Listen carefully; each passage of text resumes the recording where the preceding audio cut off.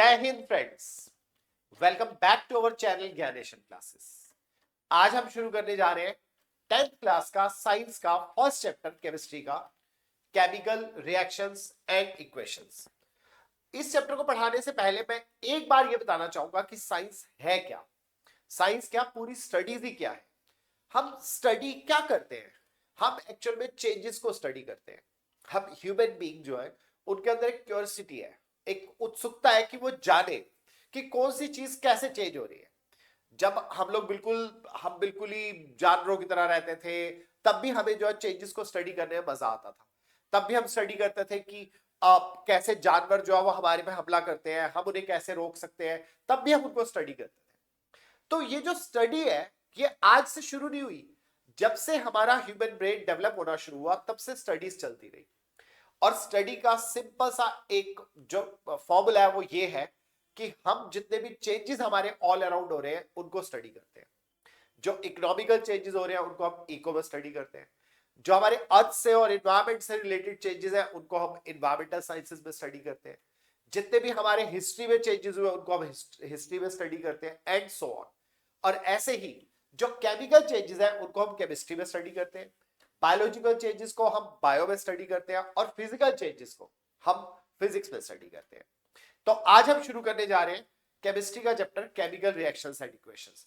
इस चैप्टर को स्टार्ट करने से पहले इसका जो मेन टॉपिक स्टार्ट होता है वहां पर सबसे पहला टॉपिक है आपका physical change and chemical change.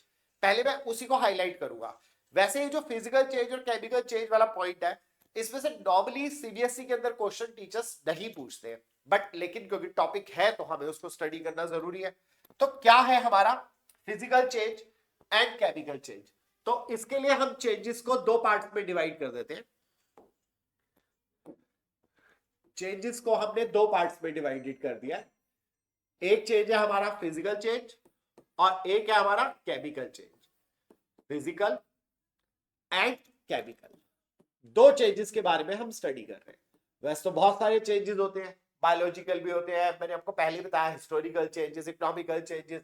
Changes तो बहुत तरह के चेंजेस हैं जो हम स्टडी कर सकते हैं। न्यूक्लियर लेवल पे न्यूक्लियर चेंजेस, एस्ट्रोनॉमिकल लेवल पे catastrophic changes and so on. लेकिन इनमें पर्टिकुलरली दो में हमें क्या स्टडी करना है? सबसे पहले हमें देखना है कि जब हम फिजिकल चेंज और केमिकल चेंज की बात करते हैं सब्सटेंसेस पे, तो क्या क्या चेंज होता है। पहले तो हम देखते हैं कि क्या दोनों का क्या चीज चेंज होती है। सबसे पहले हम बात करेंगे स्टेट की। State means solid, liquid and gas. तो क्या केमिकल चेंजेस में स्टेट चेंज होता है? यस, होता है। फिजिकल चेंजेस के अंदर क्या स्टेट चेंज होता है? यस, होता है। मैं यहां पर एक पर्टिकुलर एग्जांपल जो है फिजिकल चेंज का और एक केमिकल चेंज का यहां पर हाईलाइट करना चाहूंगा। इस एग्जांपल को जो मैं यहां लेके चलूंगा, इस एग्जांपल को मैं थ्रू आउट पूरी चैप्टर के अंदर बार बार इसी एग्जांपल को एक्सप्लेन करूंगा और बाकी बुक के एग्जांपल्स को हम बाद में अलग से स्टडी करेंगे। ये है हमारे पास जब हम केमिकल चेंज को स्टडी करते हैं तो केमिकल चेंज में एक सिंपल केमिकल चेंज ले रहा हूं, N2 plus H2 gives us NH3। NH3 ये क्या है हमारा? नाइट्रोजन। और ये क्या है हमारा? हाइड्रोजन। हाइड्रोजन। और ये है हमारा अमोनिया। ये प्रोसेस मैं क्यों ले रहा हूं और इसकी क्या इंपॉर्टेंस है ये आगे डिस्कस करेंगे। यहां पर हम देखते हैं कि N2 और H2 मिलकर NH3 बनाते हैं। अभी मैंने बैलेंसिंग नहीं किया और अदर कंडीशंस नहीं डाली है इसमें। और फिजिकल चेंज के लिए मैं एक कॉमन एग्जांपल लेकर के चल रहा हूं। फिजिकल चेंज का एक एग्जांपल है H2O, H2O, H2O, ice, water and vapours. ये कब होगा? हीट करने में। और हीट का सिंबल होता है दिस वन।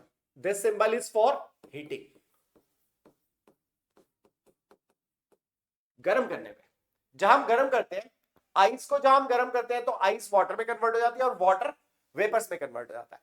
तो स्टेट चेंज होती है, सॉलिड से लिक्विड, लिक्विड से वेपर्स हो सकता है।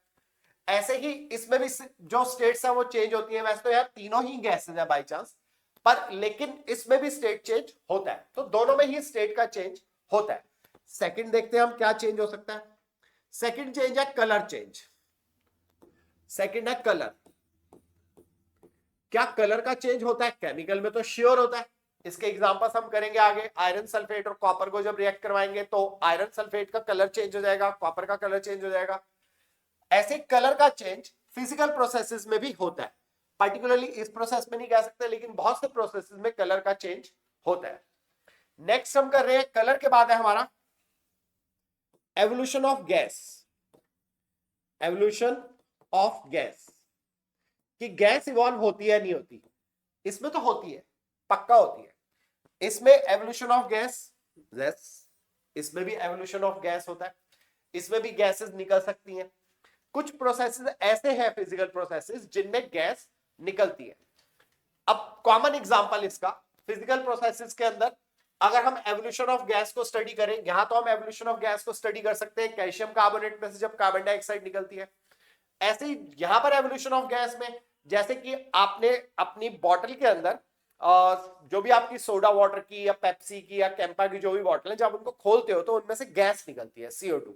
वो फिजिकल प्रोसेस था कि हमने उसको प्रेशर के साथ उसमें डिसॉल्व कर रखा था, अब वो उसमें से निकल आई, यानी एवोल्यूशन ऑफ गैस जो फिजिकल प्रोसेसेस में भी होता है। And the fourth one is कि हम जो स्टडी करते हैं वो है change in temperature. Change in temperature, तो क्या टेम्परेचर चेंज होता है?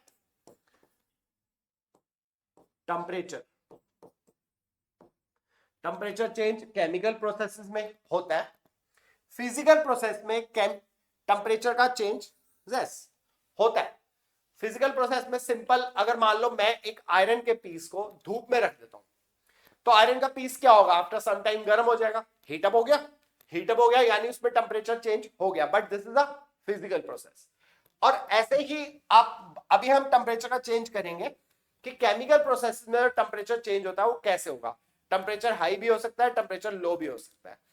जिन प्रोसेसेस के अंदर टेम्परेचर हाई होता है उसमें हीट जो है वो हमें देनी पड़ती है। एक्सोथर्मिक और एंडोथर्मिक रिएक्शन, इनके बारे में हम आगे स्टडी करेंगे।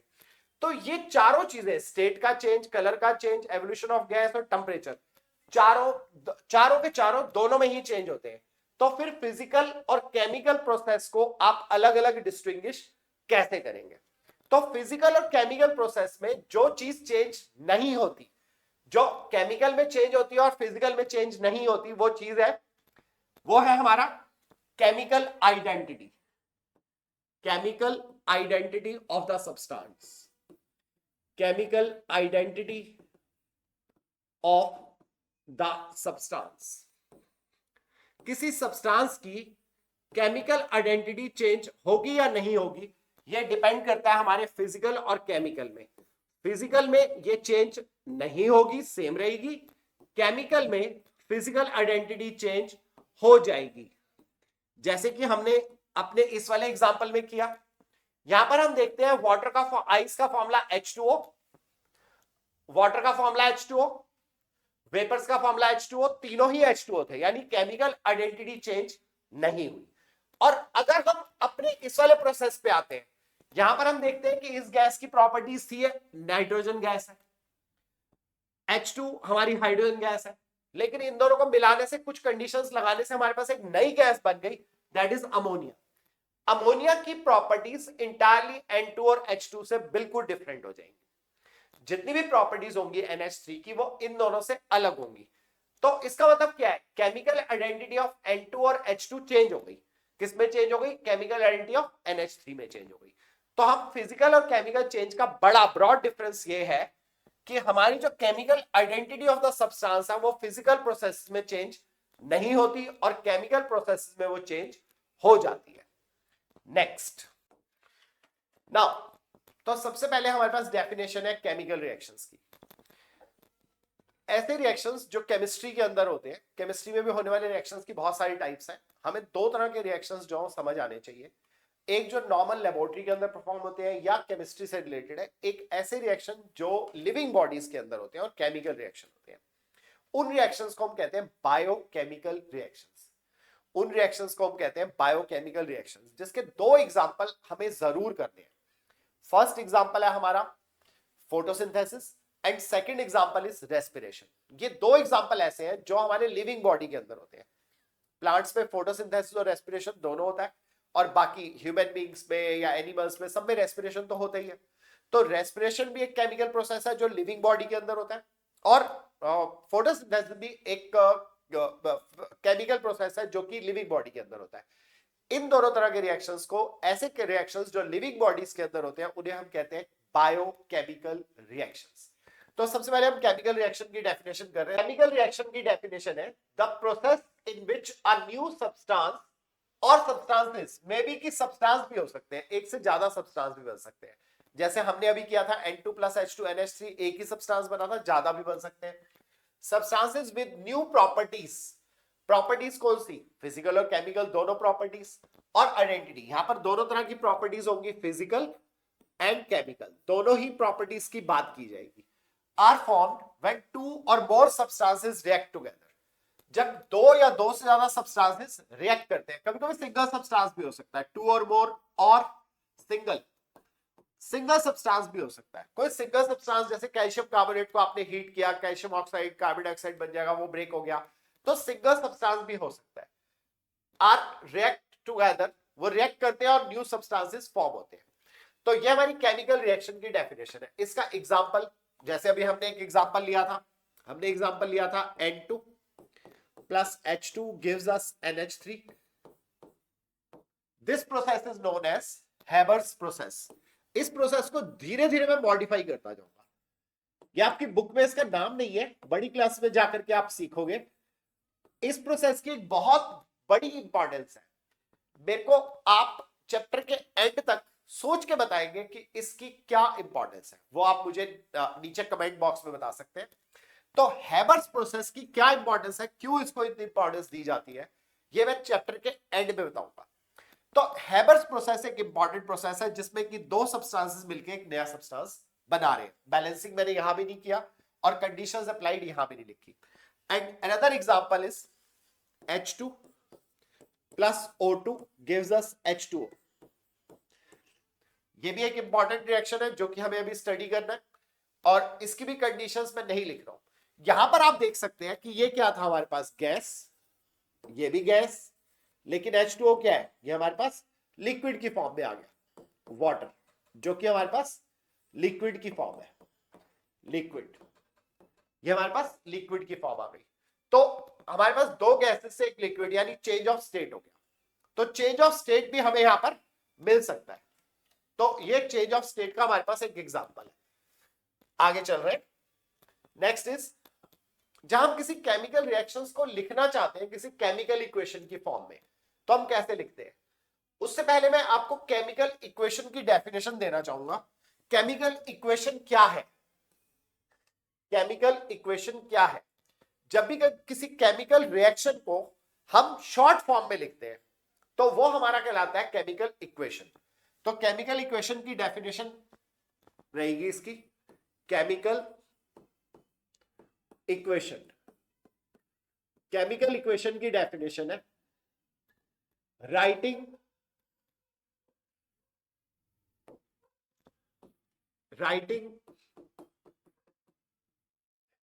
any chemical reaction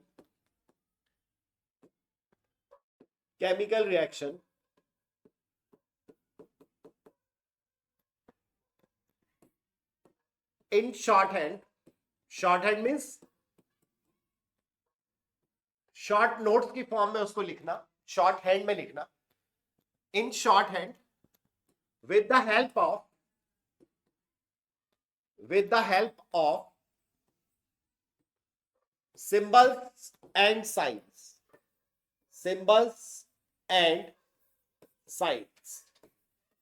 जब हम किसी केमिकल रिएक्शन को शॉर्ट फॉर्म में लिखते हैं उसके सिंबल्स और साइंस की हेल्प से, तो वो हमारा क्या रहता है, केमिकल इक्वेशन.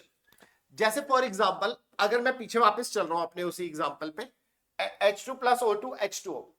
अगर मैं किसी को बताना चाहूं तो मैं कैसे बताऊंगा उसको, इस रिएक्शन को. एक्चुअल में तो इसको पूरा लिखे तो ये रिएक्शन लिखा जाएगा, hydrogen gas reacts with oxygen gas and thus produces H2O water. इतना लंबा सेंटेंस लिखना हमारे लिए थोड़ा, हर बार हम किसी भी किसी भी केमिकल रिएक्शन के लिए इतने बड़े बड़े अगर सेंटेंसेस लिखेंगे तो हमारे लिए स्टडी बहुत मुश्किल हो जाएगी, इसीलिए हमने उसको शॉर्ट में लिख दिया H2 प्लस O2 H2O। तो इस तरह से हमारा ये केमिकल रिएक्शन का शॉर्ट फॉर्म बन गया। तो अब केमिकल इक्वेशन को लिखने के लिए क्या क्या स्टेप्स होते हैं? पहला स्टेप है right a raw chemical equation. सबसे पहले हम अपनी रॉ केमिकल इक्वेशन लिखते हैं। रॉ मींस जैसी हमें दी गई है वैसी लिख देंगे। तो हमें जो केमिकल इक्वेशन दी गई है वो क्या है? नाइट्रोजन, मैं वही हैबर्स प्रोसेस लेके चल रहा हूं, nitrogen plus hydrogen, nitrogen plus hydrogen gives us ammonia. वैसे तो इसको और लॉन्गर में लिखा जाना चाहिए, hydrogen gas and nitrogen gas when react gives us ammonia gas. तो हम इसको लॉन्गर फॉर्म में भी लिख सकते हैं। तो पहले तो हमने रॉ इक्वेशन लिख दी अपनी। रॉ मींस जैसी हमें मिली वैसी की वैसी हमने स्टेटमेंट लिख दी। Second step, right the symbols of the reactants and products. अब जो रिएक्टेंट्स और प्रोडक्ट्स हैं, reactants means on left hand side, products means on right hand side, किनको मिला के हमने क्या बनाया? जिनको हमने मिलाया वो हमारे रिएक्टेंट्स होते हैं और ये हमारे प्रोडक्ट्स होते हैं।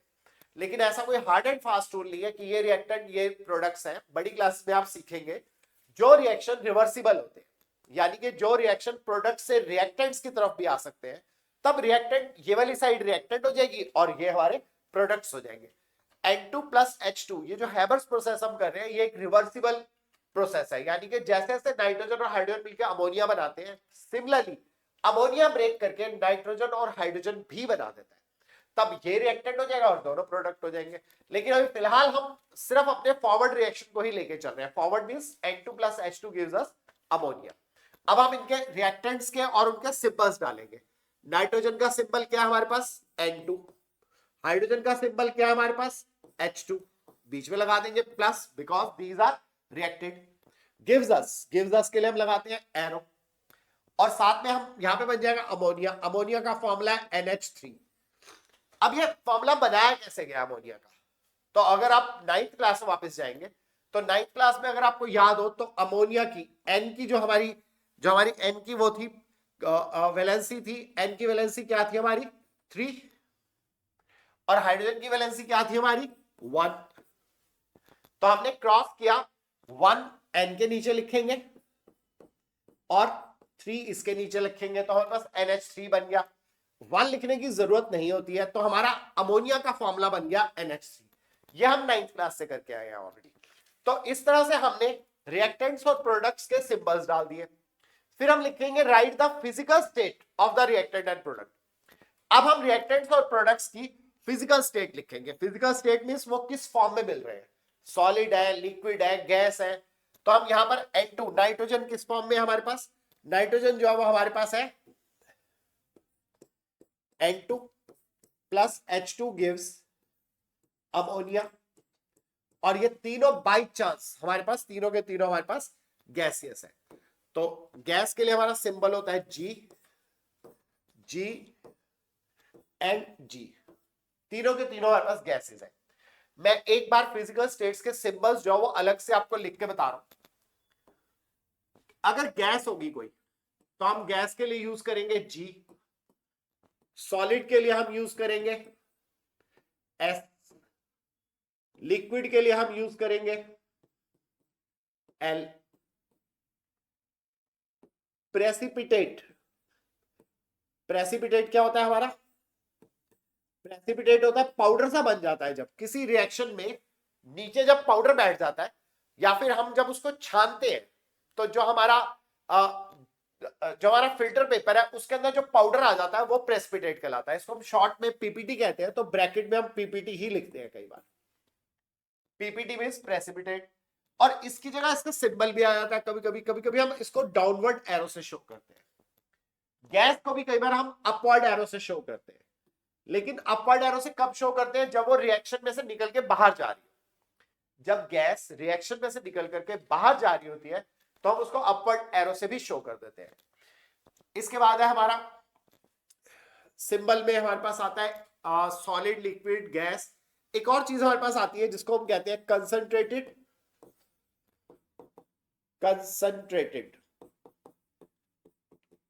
एंड कंसंट्रेटेड के लिए हम यूज करते हैं CONC, concentrated and diluted. Diluted word भी हम यूज करते हैं, डिल्यूटेड के लिए हम यूज करते हैं DIL। कंसंट्रेटेड का मतलब क्या होता है? जब हम एसिड या बेस को यूज कर रहे होते हैं तो कंसंट्रेटेड का मतलब होता है ऑलमोस्ट प्योर, बिल्कुल प्योर। लेकिन नॉर्मल रिएक्शंस के लिए हम प्योर एसिड्स और बेसिस को यूज नहीं करते क्योंकि वो हाईली एक्सोथर्मिक रिएक्शन है। तो अगर हम प्योर वाला यूज करेंगे तो जरा सी भी गलती से वो एक्सप्लोसिव हो जाएगा।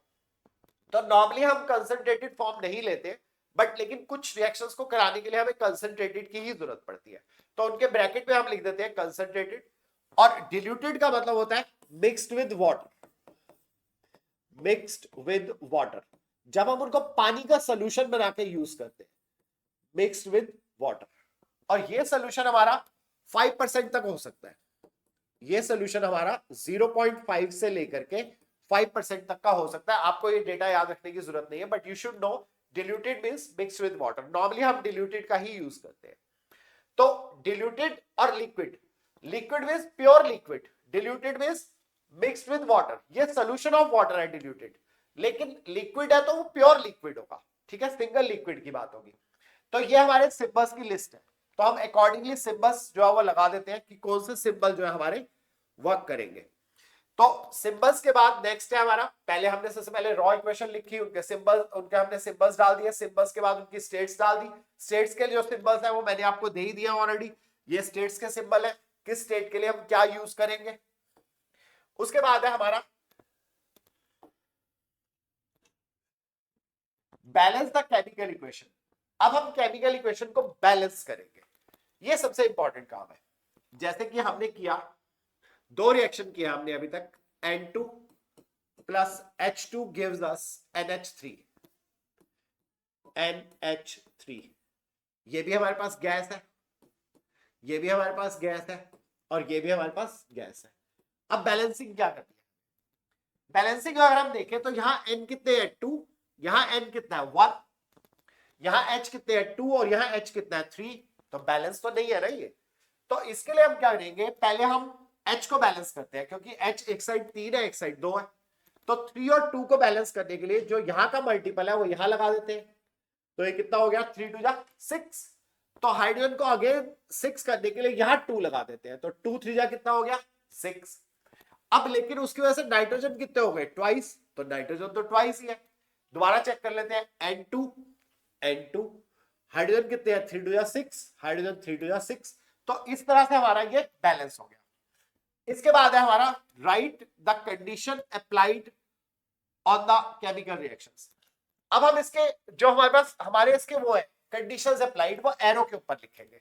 कंडीशंस क्या क्या अप्लाई हो सकती है? कंडीशंस अप्लाई हो सकती है, हमने उसको हीट किया, हीटिंग, हीटिंग मींस उसके लिए ट्रायंगल का साइन हम एरो के ऊपर लगा देते हैं गर्म करने पे।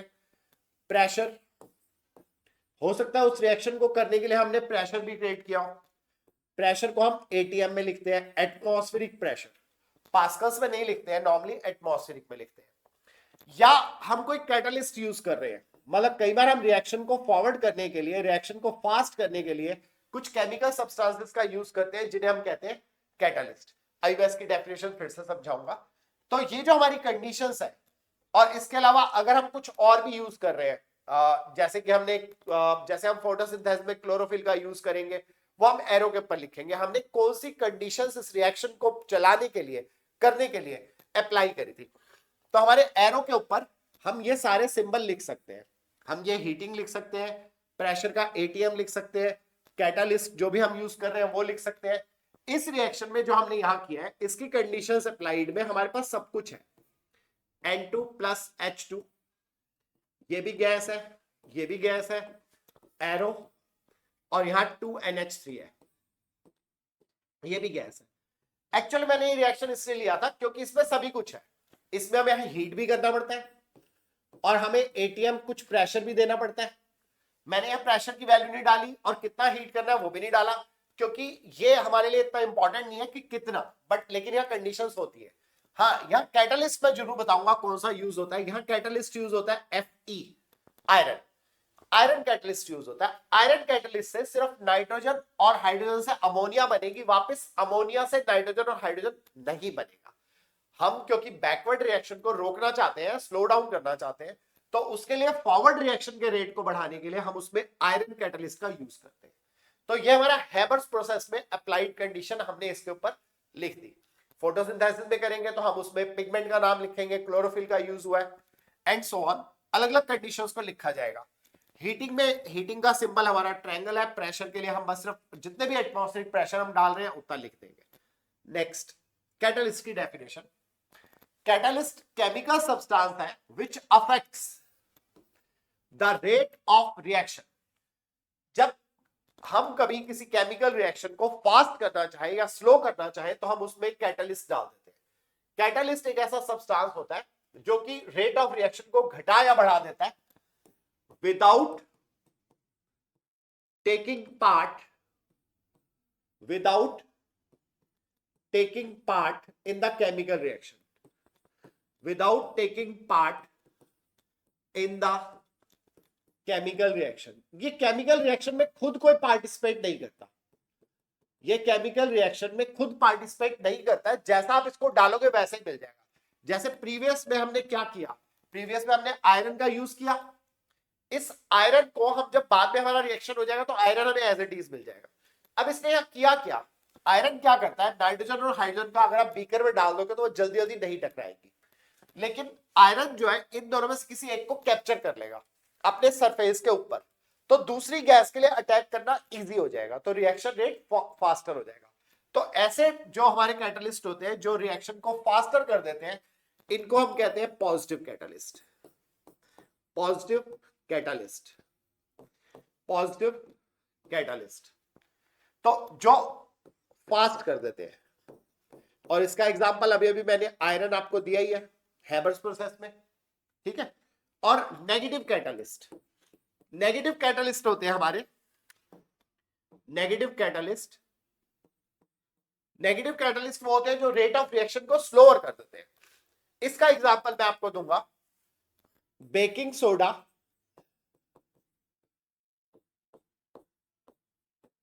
In milk.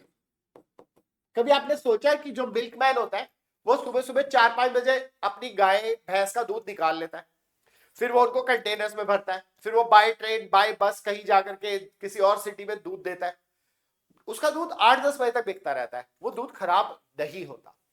वो क्यों खराब नहीं होता, क्योंकि वो उसमें बेकिंग सोडा डाल देता है। ये बेकिंग सोडा क्या करता है, उसके अंदर होने वाले वो जो बैक्टीरिया की ग्रोथ है उनको स्लो डाउन कर देता है, यानी दूध के खराब होने के प्रोसेस को स्लो डाउन कर देता है। तो यहां बेकिंग सोडा क्या काम करता है, नेगेटिव कैटलिस्ट का काम करता है, जिससे कि दूध जल्दी खराब नहीं होता। थोड़ा सा बेकिंग सोडा डालते हैं वो, जो कि हमें पता भी नहीं चलता कि उन्होंने उसमें डाल रखा है। तो ये हमारा कैटलिस्ट का एग्जांपल हो गया। तो कैटलिस्ट के बाद है हमारे पास, तो इस तरह से हमारे केमिकल रिएक्शंस जो है, हमारी केमिकल इक्वेशन का क्राइटेरिया कंप्लीट हो गया कि केमिकल रिएक्शंस को लिखने के लिए क्या क्या स्टेप है। आगे चल रहे हैं, हमारा नेक्स्ट है हमारा types of chemical reaction. Types of chemical reaction में जो आपके बुक में और सिलेबस में है वो है आपके पास combination reaction, decomposition reaction, displacement reaction, double displacement reaction, redox reaction. Redox means reduction and oxidation, reduction का RAD और ऑक्सीडेशन का OX मिलाकर के हमने बनाया रिडॉक्स। रिडॉक्स मींस जहां रिडक्शन होगा वहां ऑक्सीडेशन साइड बाय साइड होगा ही होगा, ठीक है। हमें हो सकता है कि किसी एग्जांपल को देख करके ना समझ में आ रहा हो कि वहां पर रिडक्शन और ऑक्सीडेशन दोनों हुए, लेकिन केमिस्ट्री में जितने भी प्रोसेस होते हैं सभी में रिडक्शन और ऑक्सीडेशन साइड बाय साइड होते हैं, इसीलिए इन रिएक्शंस को कंबाइनिंगली कहते हैं रिडॉक्स रिएक्शंस। इसके अलावा कुछ रिएक्शंस और भी है जो बुक्स में दिए हुए। दो रिएक्शन तो आपके बड़े इंपॉर्टेंट है जो हम कार्बाइड्स कंपाउंड में पढ़ेंगे, वो है आपका एडिशन रिएक्शन, एडिशन रिएक्शन, और दूसरा है हमारा डिस्प्लेसमेंट रिएक्शन।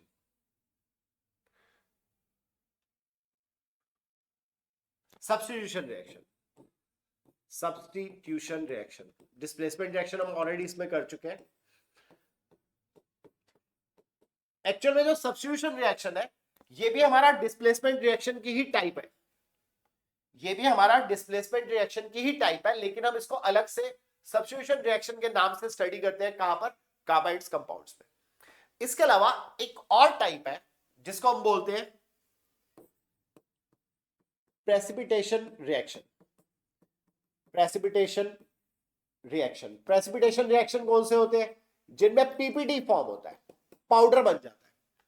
इसका कैसे पता चलता है? रिएक्शन में बीकर में आपको नीचे थोड़ा सा पाउडर बैठा हुआ दिखाई देगा, या फिर जब उसको फिल्टर पेपर में से छानोगे तो फिल्टर पेपर में पाउडर आ जाएगा, पीपीटी फॉर्मेशन। इनको प्रेसिपिटेशन रिएक्शन बोलते हैं।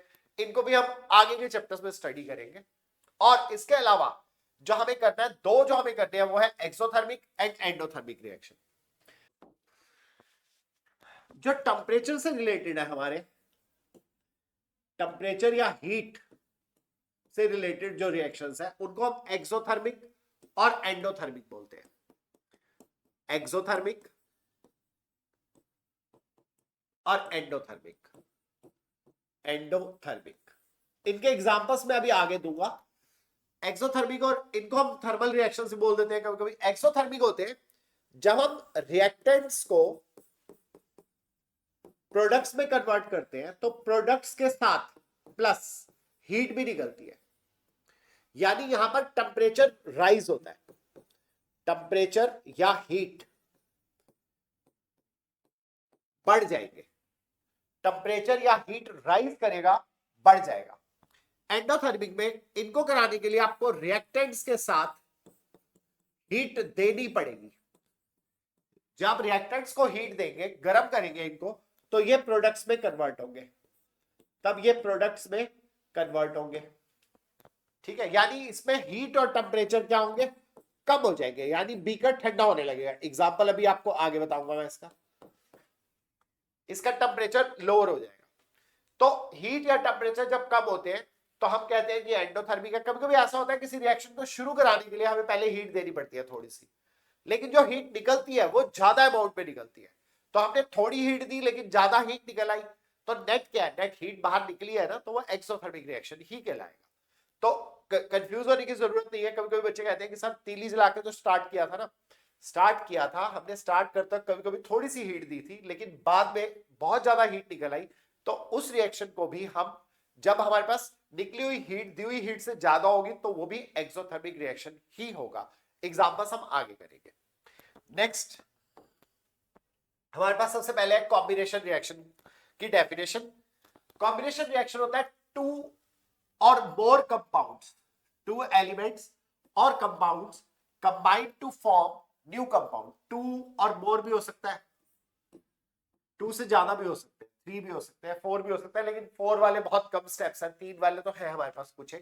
तो लेकिन हम ज्यादातर टू ही बात करेंगे। यानी हम कह सकते हैं कि ये रिएक्शन इस टाइप के होते हैं कि ए प्लस बी से हमारे पास क्या बन जाता है? सी बन जाता है। एक नया कंपाउंड हमारे पास बन जाता है। जो मैंने हैबर्स प्रोसेस का एग्जांपल लिया था वो इसी का एग्जांपल है। N2 plus H2 gives us NH3। इसमें हम क्या देख रहे हैं कि हाइड्रोजन और ऑक्सीजन ने कंबाइंड होके अमोनिया बना दी। ये क्या है? हमारा कॉम्बिनेशन रिएक्शन का एग्जांपल है।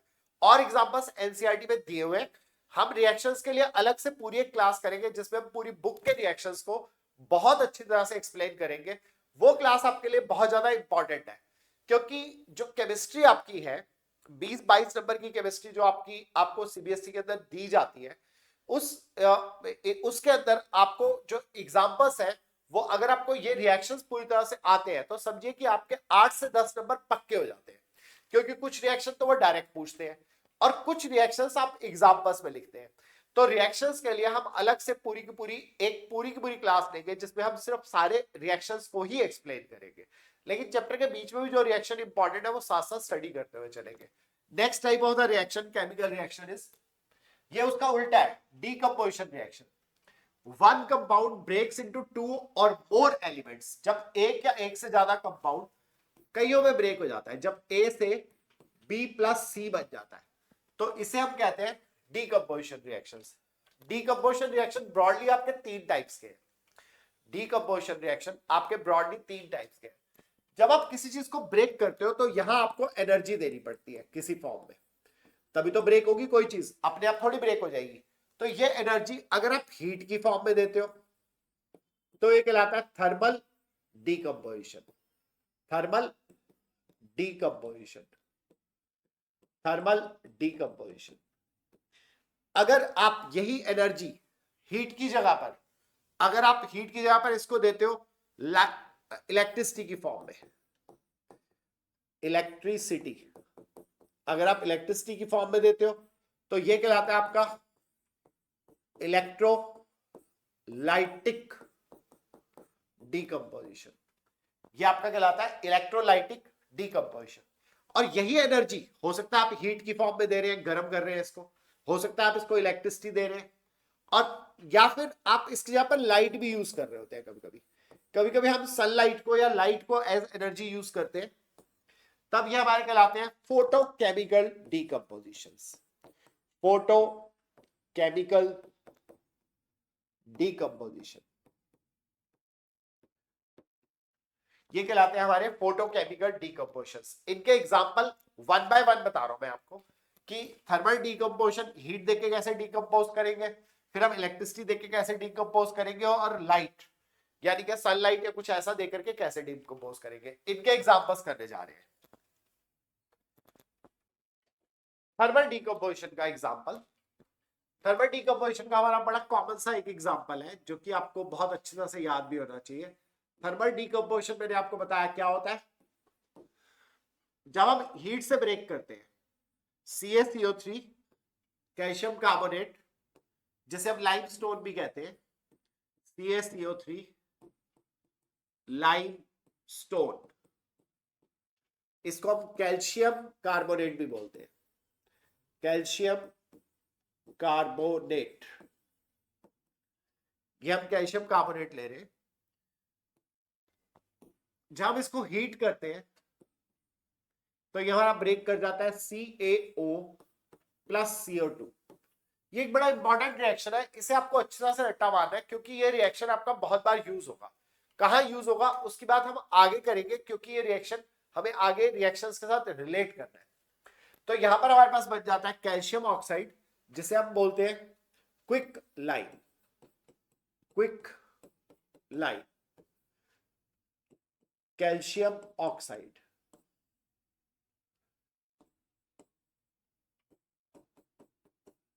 और ये आपका कार्बन डाइऑक्साइड है, calcium oxide plus carbon dioxide बन जाता है। इसमें हमने हीट का यूज किया है, तो ये कहलाता है हमारा थर्मल डीकंपोजिशन। और थर्मल डीकंपोजिशन के बाद दूसरा है हमारा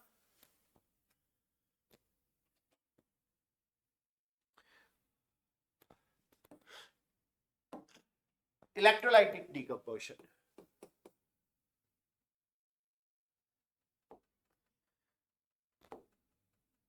इलेक्ट्रोलाइटिक इलेक्ट्रोलाइटिक डीकंपोजिशन, इसे हम कुछ बुक्स में इसको इलेक्ट्रोलाइसिस भी लिखा हुआ है, इलेक्ट्रोलाइसिस भी लिख देते हैं। यहां पर हम इलेक्ट्रिसिटी का यूज करते हैं और इसका कॉमन एग्जांपल है हमारा, जब हम वाटर में इलेक्ट्रिसिटी को पास थ्रू करते हैं, यहां पर हम इलेक्ट्रिसिटी देते हैं इसको, तो हमारे पास ये H2 और O2 में ब्रेक कर जाता है। ये हमारे पास H2 और O2 में ब्रेक कर जाता है। जब H2O को हम इलेक्ट्रिसिटी देते हैं तो H2 और O2 में ब्रेक कर जाता है। H2O क्या है? लिक्विड। H2 क्या है? गैस। H2 है हमारा गैस और O2 क्या है हमारा? गैस। ये दोनों गैसेस बन जाती है। तो इस रिएक्शन को करने के लिए बहुत ध्यान से करना पड़ता है, क्योंकि हमें इलेक्ट्रिसिटी पास थ्रू करनी पड़ती है वाटर में। तो यहां हमें दो इलेक्ट्रोड्स डिप करने पड़ते हैं, तो एक में H2 और एक में O2 आ जाता है। जो वो दो इलेक्ट्रोड्स हम डिप करते हैं दो टेस्ट ट्यूब्स के अंदर, एक में H2 आ जाता है, एक में O2 आ जाता है। तो हमारे पास जो है वो हमारे पास जो है H2 और O2 जो है यहाँ पर अलग अलग दो गैसेस जो हो जाती है। अगर हम इसको बैलेंस करें तो H2 देखें तो H2 ही है, लेकिन O यहाँ सिंगल है और यहाँ O2 है, तो इसलिए हम यहाँ 2 लगा देंगे तो 2O हो जाएगा। लेकिन इससे H कितने हो गए? 2 2 4, तो यहाँ में 2 लगाना पड़ेगा। तो इस रिएक्शन को होने के लिए, इस रिएक्शन में हमने देखा कि जब भी कभी एक मॉलिक्यूल या मोल ऑक्सीजन का बनेगा तो 2 मॉलिक्यूल या 2 मोल किसके बनेंगे, H2 के बनेंगे, हाइड्रोजन के बनेंगे। तो पेपर में एक कॉमन क्वेश्चन है, एनसीईआरटी का क्वेश्चन है कि जो हमारे पास 2 टेस्ट ट्यूब्स है उनमें एक में जो गैस कलेक्ट होती है वो दूसरे की गैस का हाफ क्यों होती है। उसका रीजन ये है कि for every molecule or for every mole of O2 there are 2 moles of H2। आपको 2 मोल H2 के या ये हाइड्रोजन गैस के मिलेंगे। ये आपको रिएक्शन लिख के दिखाना पड़ेगा कि इसके 2 मोल बन रहे हैं, उसका 1 मोल बन रहा है, 1 मॉलिक्यूल बन रहा है। तो इस तरह से हमेशा जो भी हमारे जहां ऑक्सीजन कलेक्ट होगी वो 1 मोल होगी और H2 जो होगी हमारे पास सिंगल मोल होगी। अब इसमें एक और कंफ्यूजन आता है कि कौन सी गैस कहां कलेक्ट होगी। ये गैस क्योंकि ये नेगेटिव होती है इसलिए कहां कलेक्ट होगी, एनोड पे। एनोड पॉजिटिवली चार्ज होता है तो ये एनोड पे कलेक्ट होगी। और ये वाली गैस कहां कलेक्ट होगी, क्योंकि हाइड्रोजन जो है वो यहाँ पॉजिटिव बिहेव कर रहा है तो इसलिए ये कलेक्ट होगी कैथोड पे। ये हमारे कैथोड पे यानी नेगेटिव पे होगी और ये हमारे पॉजिटिव इलेक्ट्रोड पे होगी। तो इस तरह से दोनों कलेक्ट होगी। इसमें से एक और कॉमन क्वेश्चन आता है कि जब हम वाटर का इलेक्ट्रोलाइसिस करते हैं तो उसमें हम थोड़ा सा एसिड भी डालते हैं, 1-2 ड्रॉप्स एसिड की डालते हैं। क्यों डालते हैं, तो इसको हम इसलिए डालते हैं ताकि इनका आयनाइजेशन, इनके आयंस जो वो इजीली बन सके। हम एसिड थोड़ा सा इसलिए डालते हैं इलेक्ट्रोलाइसिस ऑफ वाटर में ताकि हमारे पास जो इलेक्ट्रिसिटी है वो इजीली कंडक्ट हो सके। उसके इजीली कंडक्ट होने के लिए इनके आयंस बनने जरूरी है। जब हम एसिड डालते हैं तो एसिड उसको जल्दी आयंस में कन्वर्ट कर देता है, तो इसलिए हम थोड़ा सा एसिड भी डालते हैं। ये 2 इंपॉर्टेंट क्वेश्चन आपको याद रखने हैं कि एक अमाउंट, एक गैस का अमाउंट दूसरे से ज्यादा क्यों है और वो डबल क्यों है और वो गैस कौन सी है आइडेंटिफाई भी करनी पड़ेगी आपको। और दूसरा इंपॉर्टेंट क्वेश्चन कि इस एक्टिविटी को करने के लिए हम उसमें थोड़ा सा एसिड क्यों ऐड करते हैं। ये दोनों इंपॉर्टेंट क्वेश्चन है। तो ये है इलेक्ट्रोलाइसिस ऑफ वाटर, यानी कि इलेक्ट्रिसिटी देकर के हमने डिकम्पोज किया है इसको, तो एक कहलाता है इलेक्ट्रोलाइटिकल डिकम्पोजिशन और इलेक्ट्रोलाइसिस। और नेक्स्ट है हमारा, हम जब लाइट देकर के करते हैं, लाइट से हम कौन सा करते हैं, सिल्वर क्लोराइड, जैसे ये है हमारा फोटोकेमिकल, फोटोलाइसिस भी बोलते हैं इसको, फोटोलाइसिस और photochemical, photochemical decomposition, photochemical decomposition, photolysis और फोटोकेमिकल डिकम्पोजिशन। इसमें हम करते हैं, हमारे पास जैसे सिल्वर क्लोराइड होता है, सिल्वर क्लोराइड को जब हम सनलाइट देते हैं यानी इसको सनलाइट में ओपन रख देते हैं, इसको जब हम सनलाइट में ओपन रख देते हैं तो इस सिल्वर और क्लोराइड में ब्रेक कर जाता है, सिल्वर और क्लोरीन गैस में कन्वर्ट हो जाता है। सिल्वर यहां पर एक सिल्वरी लेयर बन जाती है, जिस डिश में आप इसको रखते हैं उस डिश में सिल्वर सी एक लेयर जब बन जाती है और क्लोरीन वहां पे गैस बन के निकल जाता है। क्लोरीन जो है वो गैस बन के निकल जाता है। इसमें आप अप एरो भी लगा सकते हैं क्योंकि इस रिएक्शन से एस्केप करता है और ये तभी हो सकता है जब सनलाइट हो। तो यहां हमने क्या यूज किया, सनलाइट का यूज किया। बैलेंसिंग करेंगे, यहाँ Cl2 है तो यहाँ 2 लगाएंगे और Ag को भी 2 कर देंगे, सिल्वर भी हमारे पास 2 हो जाएगा। ये सिल्वरी जो है लेयर हमारे पास वहां ग्रेइश व्हाइट कलर की वहां पर एक डिश के अंदर एक लेयर सी इकट्ठी हो जाएगी हमारे पास, और क्लोरीन जो है वो गैस बन करके वहां से एस्केप कर जाएगा। तो ये हमारे पास एक बड़ा कॉमन एग्जांपल है फोटोलाइसिस या फोटोकेमिकल डिकम्पोजिशन का। डिकम्पोजिशन के बाद आगे चल रहे हैं, नेक्स्ट टाइप ऑफ रिएक्शन है हमारे पास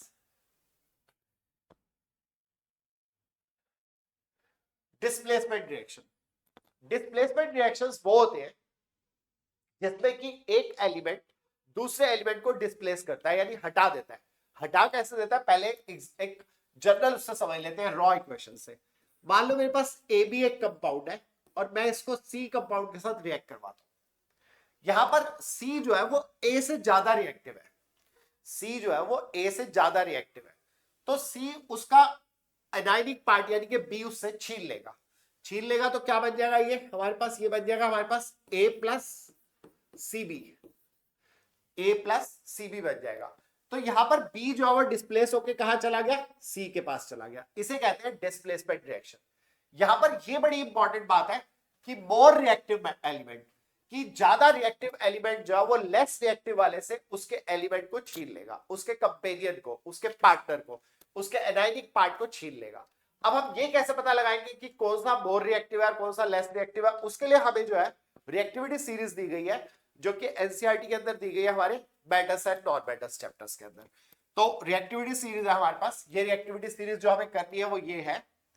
आपको यहाँ जो मोर रिएक्टिव मेटल्स है वो ऊपर दी हुई है, potassium, sodium, calcium, magnesium, aluminium.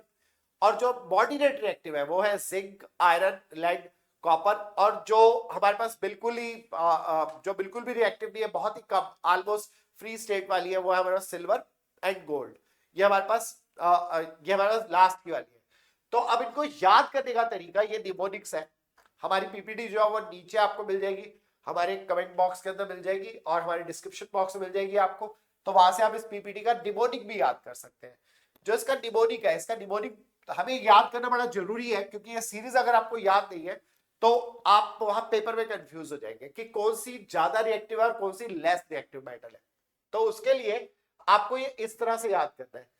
के मींस पोटेशियम, इसका एक हमारे पास निमोनिक होता है शॉर्ट फॉर्म में, कुछ अजीब सा कुछ बना करके, कुछ ऐसा सेंटेंस जो इजीली हमारे माइंड में जाकर के रुक जाए, उसको हम निमोनिक्स कहते हैं। तो निमोनिक्स है इसका, please stop calling me a zebra, I like her calling me silver gold. यहाँ एक आध चीज एक्स्ट्रा है, जैसे यहाँ हाइड्रोजन को हमने बीच में ऐड किया है, क्योंकि हाइड्रोजन के बेस पे ही ये रिएक्टिविटी सीरीज बनाई गई थी। हाइड्रोजन से ज्यादा रिएक्टिव और हाइड्रोजन से कम रिएक्टिव वाले। तो please, P means potassium, stop means sodium, calling means calcium, B magnesium, A aluminium, zebra zinc, I iron, like lead, her hydrogen, calling copper, B mercury, silver और gold का gold. तो बड़ा आसान है। Please stop calling me a zebra, I like her calling me silver gold. तो ये बड़ा आसान है इसको याद करना। आप 2-3 बार इसको करेंगे तो आपको ये रिएक्टिविटी सीरीज लर्न हो जाएगी, आपको पता चल जाएगा मोर रिएक्टिव और लेस रिएक्टिव एलिमेंट्स कौन से हैं। तो इसके रिएक्शंस हम करने जा रहे हैं, इसका एग्जांपल करने जा रहे हैं। अगर हमारे पास कोई ऐसा हमारे पास हो, जैसे हमारे पास यहां पर एक एग्जांपल है आयरन का और एक एग्जांपल है एल्युमिनियम का। एल्युमिनियम आयरन से ज्यादा रिएक्टिव है। तो अगर ऐसा हो हमारे पास कि अगर हमारे पास आयरन सल्फेट का सोल्यूशन हो, इसको मैं एल्युमिनियम से रिएक्ट करवाऊं, तो व्हाट विल हैपन, एल्युमिनियम क्योंकि आयरन से ज्यादा रिएक्टिव है, तो ये एल्युमिनियम जो है वो आयरन के सल्फेट को ले लेगा, आयरन अलग हो जाएगा और एल्युमिनियम सल्फेट अलग हो जाएगा।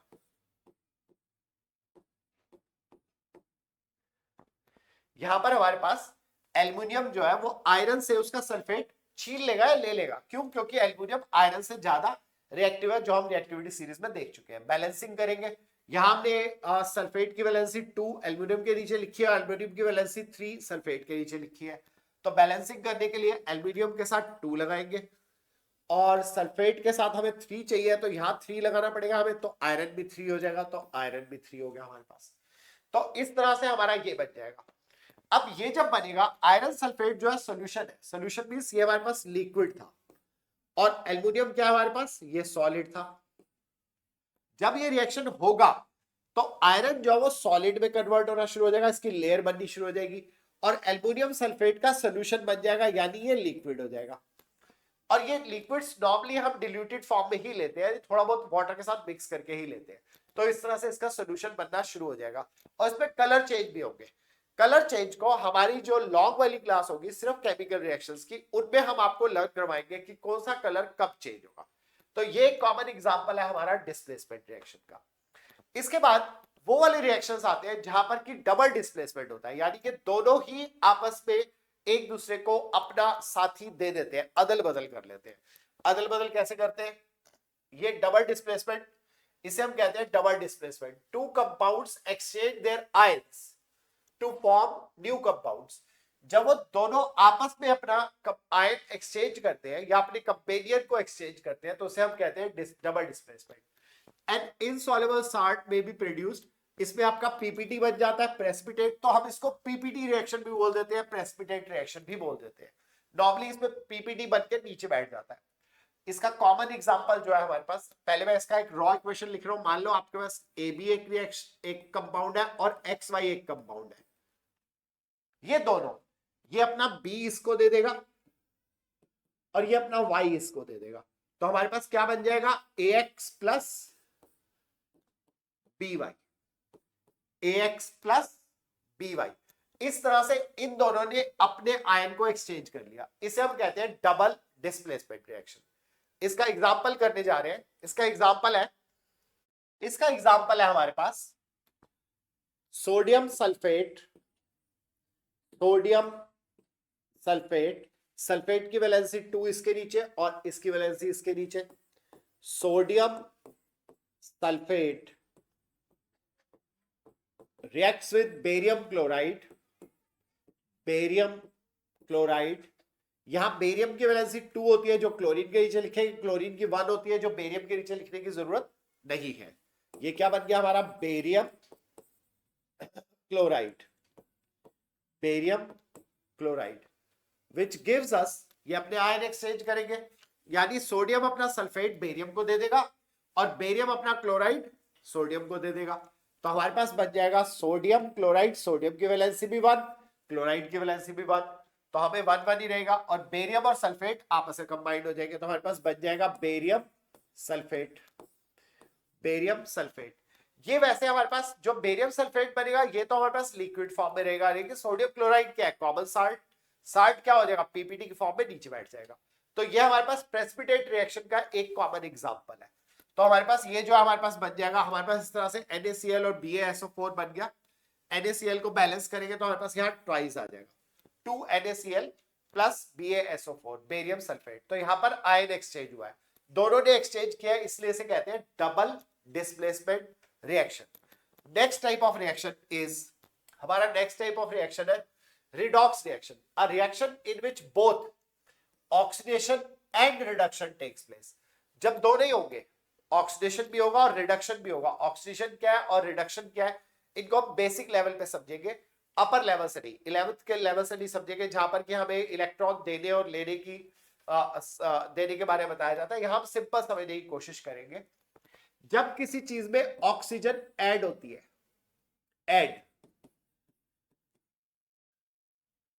ठीक है, और हाइड्रोजन निकलती है -H2, या रिडक्शन में हम कह सकते हैं कि H2 ऐड होती है, हाइड्रोजन ऐड होती है और ऑक्सीजन निकल जाती है किसी में से। तो ऑक्सीडेशन वो है जहां ऑक्सीजन ऐड होगी और हाइड्रोजन निकल जाएगी, और रिडक्शन में क्या होगा, रिडक्शन में हाइड्रोजन ऐड होगी और ऑक्सीजन निकल जाएगी। तो ये रिएक्शन साइमल्टेनियस ही होते हैं। तो इसका एक कॉमन एग्जांपल करवाऊंगा मैं, जिसमें कि आपको एक चीज और याद रखनी है, जिसका ऑक्सीडेशन होता है वो कहलाता है हमारा रिड्यूसिंग एजेंट, और जिसका रिडक्शन होता है वो कहलाता है ऑक्सीडाइजिंग एजेंट। बहुत ही क्लियर है, उल्टा होता है ये, जिसका ऑक्सीडेशन होगा वो कहलाएगा रिड्यूसिंग एजेंट और जिसका रिडक्शन होगा वो कहलाएगा ऑक्सीडाइजिंग एजेंट। तो इसका एग्जांपल है हमारे पास Zn plus ZnO plus C carbon gives us Zn plus CO carbon monoxide. यहां पर अगर हम देखें तो यहां पर ZnO ने अपना ऑक्सीजन लूज कर दिया और वो Zn में कन्वर्ट हो गया, और C ने जो ऑक्सीजन गेन किया है, यहां पर C ने ऑक्सीजन गेन किया और C किस में कन्वर्ट हो गया, CO में कन्वर्ट हो गया। इसने ऑक्सीजन गेन किया और इसने ऑक्सीजन लॉस किया अपना। तो हम कह सकते हैं जिसने ऑक्सीजन गेन किया है यानी कार्बन का क्या हुआ है, कार्बन ऑक्सीडाइज हुआ है, और Zn ने अपना O लॉस किया, इसलिए हम क्या कह सकते हैं, Zn क्या हुआ है, ZnO रिड्यूस्ड हुआ है, ZnO जो है वो रिड्यूस हुआ है क्योंकि उसने अपना ऑक्सीजन दे दिया है और इसने अपना ऑक्सीजन गेन कर लिया है। अब इनमें से जिसका रिडक्शन हुआ है वो क्या होगा, हमारा oxidizing agent. This is oxidizing agent, और जिसका जो ऑक्सीडाइज हुआ है वो क्या होगा, reducing agent. This is reducing agent. So ये हमारा रिडॉक्स रिएक्शन है।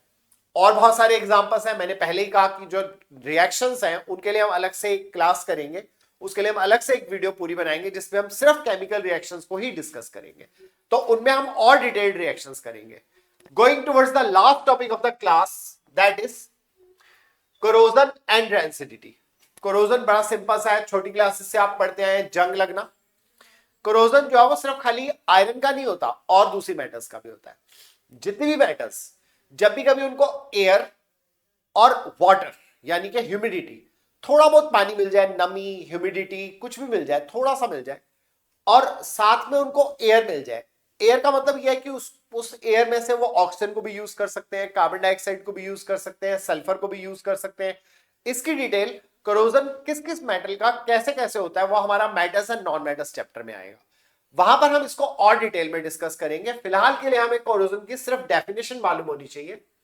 When a metal is attacked by substances around it, कौन कौन से substances such as moisture, acid, etc. जरूरी नहीं है मेटल्स का ही हमेशा कोरोजन होता है, नॉन मेटल्स के भी कोरोजन होते हैं जिनकी यहां पर कोई डिटेलिंग नहीं है, इसलिए आपको लर्न करने की भी जरूरत नहीं है। When a metal is attacked by substances around it such as moisture, acids, etc. और air भी around it, air etcetera, it is said to corrode. इसका मतलब ये करोड हो जाएगी, इसमें करोजन हो जाएगा। करोजन से होने से होगा क्या, मेटल का लॉस होगा। सबसे पहले तो उसका कलर चेंज होगा, फिर मेटल का भी लॉस हो सकता है। करोजन में पर्टिकुलरली आयरन के करोजन को, सिर्फ आयरन के करोजन को, बाकी सब मेटल्स के करोजन को करोजन बोलेंगे। आयरन जब करोड होता है तो आयरन के करोजन को हम बोलते हैं, आयरन का करोजन हमारा कहलाता है, इसके लिए एक पर्टिकुलर टर्म देते हैं हम, करोजन इज रस्टिंग। नॉर्मली बाकी मेटल्स के लिए हम रस्टिंग वर्ड का यूज कम करते हैं, करोजन तो कॉमन वर्ड है, लेकिन आयरन के लिए वर्ड यूज करते हैं रस्टिंग। आयरन के केस में क्या होता है, बाकी मेटल्स क्या होती है, उनका कलर चेंज हो जाता है, कलर चेंज हो जाएगा, जिनका डिटेल मैंने कहा कि हम metals and non metals chapter में करेंगे। और रस्टिंग में क्या होगा कि मेटल लॉस भी हो जाएगी, यानी कि जो आयरन है वो धीरे धीरे कोरोजन की वजह से पहले ब्राउन हो जाएगा, फ्लेकी हो जाएगा, फ्लेकी मींस पिलपिला सा हो जाएगा, और थोड़ी थोड़ी देर बाद उसका चूरा बनके गिरता रहेगा। तो इस तरह से कोरोजन से मेटल खाई जाती है, खत्म हो जाती है पूरी तरह से, तो आयरन पूरा का पूरा खत्म हो जाता है। इसे हम पर्टिकुलरली कहते हैं रस्टिंग। एक और इंपॉर्टेंट प्रोसेस है हमारा rancidity, the process of which fats and oils in food degrade and an unpleasant smell and taste. हमारे पास जब अनप्लीजेंट स्मेल और टेस्ट आ जाता है उसमें, और फैट्स और ऑयल्स जो है जब ऑक्सीडाइज हो जाते हैं, डिग्रेड मींस ऑक्सीडाइज हो जाते हैं। ऑक्सीडाइज कैसे होते हैं, एक कॉमन सा एग्जांपल लेते हैं। मान लो मैं राजमा लेता हूं और उनको एक कटोरी में, स्टील की कटोरी में या कांच की कटोरी में घर में रख देता हूं कहीं पर भी। अगर मैं उसको वहां रखे रखूंगा ऐसे ही, मैंने उसको कुछ भी उसके अंदर पानी वानी कुछ नहीं डाला है, तो क्या वो खराब हो जाएंगे राजमा? एक दिन में, 2 दिन में, 3 दिन में, 10 दिन में क्या वो खराब होंगे? नहीं होंगे। क्यों? क्योंकि अभी एक पर्टिकुलर चीज उसमें नहीं डली है, उसकी बात आगे करेंगे। अब उन्हीं राजमा की हमने सब्जी बना ली, उनको हमने पका दिया, उनको हमने पहले अच्छी तरह से पानी में डाल दिया, जब वो अच्छी तरह से जब उनके स्प्राउट वगैरह बन गए और हमने उनको फिर उसके बाद सब्जी बना दी, तेल वेल के अंदर उनको हमने भून लिया, प्याज व्याज डाल करके सब्जी बनाई, उस सब्जी को हमने एक स्टील की कटोरी में डाल के रख दिया। सब्जी एक दिन में खराब हो जाएगी। रात को आपने रखा, अगले सुबह जब आप उसका टेस्ट करोगे तो उसका टेस्ट और स्मेल दोनों ही चेंज हो चुके होंगे। 2 दिन में और ज्यादा हो जाएंगे, और तीसरे दिन में तो ऐसे हो जाएंगे कि आप उसको कटोरी को लेकर के सूंघोगे तो आप उसको फेंक दोगे। तो उसकी स्मेल और टेस्ट पूरी तरह से चेंज हो चुका होगा। क्यों चेंज हो गया उस राजमा का, बने हुए राजमा का? क्योंकि उसमें क्या चीज डल चुकी थी? Fats and oils. उसमें फैट्स एंड ऑयल्स डल चुके थे जो कि एयर से उन्होंने ऑक्सीजन ले ली, और उस ऑक्सीजन की वजह से वो रेंसिड हो गए, ऑक्सीडाइज हो गए। इस प्रोसेस को, जब पका हुआ कोई भी फूड मटेरियल जब भी कभी ऑक्सीजन के कांटेक्ट में आता है तो वो डिग्रेड हो जाता है, that is known as rancidity. इसका एक और कॉमन एग्जांपल है, जो चिप्स आपके पास आते हैं घरों में, चिप्स, कुरकुरे, पिकनिक, कुछ भी ऐसे आइटम्स, वो एक पैकेट में बंद होते हैं। पैकेट में थोड़ी सी हवा होती है, थोड़ी नहीं वैसे तो ज्यादा होती है, तो वो जो हवा होती है, वो हवा एक्चुअल में जो उसके अंदर भरी जाती है, वो हवा एक्चुअल में ऐसी हवा होती है जिसमें ऑक्सीजन नहीं होती, वो नॉर्मल एयर नहीं होती। वो हमारे पास या तो नाइट्रोजन होती है या कुछ और ऐसी गैस होती है जो कि उस फूड आइटम से, जो उसमें हमने फिल किया हुआ है, उस रैपर के अंदर फिल है, यानी कि कुरकुरे या चिप्स या कोई भी चीज जो उसमें फिल है, वो उसके साथ, उसके ऑयल के साथ रिएक्ट नहीं करेगी, उसमें से एयर को हटा देते हैं, एयर की जगह कोई और सिंपल कोई गैस भर देते हैं जो रिएक्ट नहीं करती। नॉर्मली ऐसी गैस को हम न्यूट्रल गैस कहते हैं, जैसे कि N2 होगी या कोई और गैस भी हो सकती है। तो वो गैस उसमें डाल देते हैं, जब तक वो चिप्स उस गैस के साथ बंद रहेंगे, ऑक्सीजन के कांटेक्ट में नहीं आएंगे, नॉर्मल एयर के कांटेक्ट में नहीं आएंगे, तब तक वो चिप्स वैसे ही रहेंगे, वो उतने के उतने ही क्रिस्पी और सब कुछ रहेंगे, उनका टेस्ट भी वैसे ही रहेगा, स्मेल भी वैसी रहेगी। लेकिन जब उसको पैकेट को खोल देंगे और उस पैकेट को खोलने के बाद आप एक बाउल में डाल के रख देंगे, मेहमानों के सामने रखे, कुछ मेहमानों ने खा लिए, कुछ आपने खा लिया और कुछ कटोरी में ही रह गए। अब उनको रात को अगर आपने खुला छोड़ दिया तो वो जो चिप्स हैं वो नॉर्मल एयर के कांटेक्ट में है अब इस टाइम, तो वो क्या करेंगे, नॉर्मल एयर के साथ उनका फैट्स और ऑयल्स जो वो ऑक्सीडाइज हो जाएगा, यानी कि रैंसिड हो जाएगा और उनका टेस्ट जो वो चेंज हो जाएगा। तो पेपर में 1 मार्कर क्वेश्चन यही आता है कि नॉर्मली हम जो ऐसे वाले वो होते हैं पैकेट्स जो उनके अंदर हम नाइट्रोजन फिल क्यों करते हैं, फ्लश्ड विद नाइट्रोजन क्यों करते हैं, उसका रीजन यही है, उनको रैंसिडिटी से बचाने के लिए। ऐसी और भी कई चीजें हैं जिनको हम वैक्यूम पैक कर देते हैं, जैसे कि आपने सुना होगा कुछ फूड आइटम्स को जो है वो वैक्यूम पैक किया जाता है, कुछ बनी हुई दालें या बनी हुई सब्जियां जो है वो वैक्यूम पैक जो उनके अंदर आती है, हमारे पैकेट्स के अंदर आती है, और उन पैकेट्स को बस सिर्फ खाली गर्म किया जाता है और काट के डायरेक्ट कटोरी में डाल के खा लेते हैं, लेकिन वो वैक्यूम पैक्ड होता है, यानी उनमें एयर नहीं होती। क्यों नहीं होती? क्योंकि अगर एयर होगी तो वो फैट और ऑयल के साथ रिएक्ट करके उसको रैंसिड कर देगी। तो इस तरह से हमारा ये वाला चैप्टर जो है पूरा कंप्लीट हो जाता है। ओके, एज प्रॉमिस्ड मैंने चैप्टर के शुरू में स्टार्टिंग में आपको एक रिएक्शन दिया था, Haber's process, nitrogen plus hydrogen gives us NH3, ammonia बनाने का प्रोसेस। और मैंने कहा था कि अगर किसी को आप में से आंसर आता है तो वो हमारे कमेंट बॉक्स में बताए कि ये प्रोसेस इंपॉर्टेंट क्यों है। एक्चुअल में हमारी वर्ल्ड की जो पॉपुलेशन है वो बहुत तेजी से बढ़ रही है और हमारे पास जो लैंड है फसलें उगाने के लिए, हमारी खेती करने के लिए, वो लिमिटेड है। और उतनी ही जगह पर अगर हमें ज्यादा खेती करनी है तो इसका मतलब हमें अपनी जो हमारी फर्टिलिटी है वो बढ़ानी पड़ेगी। तो उसके लिए हमें क्या यूज करने पड़ते हैं? फर्टिलाइजर्स। आपने सुना होगा फर्टिलाइजर, यूरिया, ये सब। इन सब को बनाने के लिए इंपॉर्टेंट इंग्रेडिएंट है अमोनिया, और अमोनिया को हम आर्टिफिशियली सिर्फ खाली हैबर्स प्रोसेस से बना सकते हैं। यही हैबर्स प्रोसेस की इंपॉर्टेंस है कि वो इतनी बड़ी पॉपुलेशन के लिए ज्यादा से ज्यादा फूड प्रोडक्शन करवाने के लिए फर्टिलाइजर्स और यूरिया बनाने में हमारी हेल्प करते हैं, जिसके बिना खेती आज की डेट में मॉडर्न टाइम से करना नेक्स्ट टू इम्पॉसिबल है। Thank you very much.